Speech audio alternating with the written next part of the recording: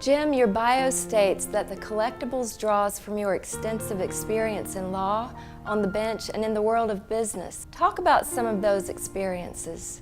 One time a young boy, 14-year-old boy, came before me for stealing a baseball glove. And he was with his father. And his father walked up to the bench and said, "Your Honor," I said, "Hang on a second, I'd like to talk to your son." And I explained to him the nature of the charge, and I asked him how he pleaded. And the father said, "He pleads guilty, Your Honor.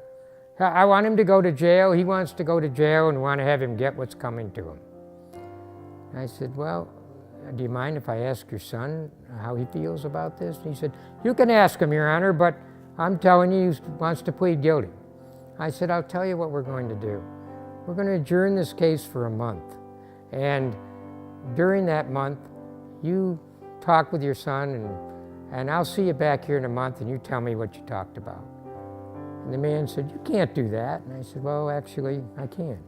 And that's the order, and that's what you're going to do. So I'll see you back here in a month, unless you want to be in contempt of court." "Oh, all right, I'll come back in a month." A month later, the man showed up with his son, and I asked the father, "What did you talk about?" He said, "Not a lot." I said, "Okay, I'll see you next month."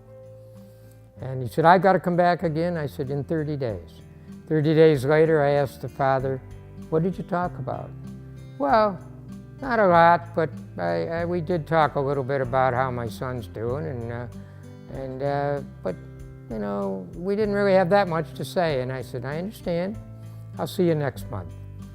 And the next month he came in, I said, "What did you," and I got that far, and he said, "Let me tell you what we talked about. We talked about a lot of things, including how he's doing in school and how he's doing in sports. And honestly, Your Honor, I think my son's quite a guy, and I don't think he should go to jail." And I said, "Well, now that you're talking with him, I think it'd be a good idea if I adjourn this case in contemplation of dismissal. Your son won't have a record the rest of his life, and you and your son can figure out how to communicate a little better."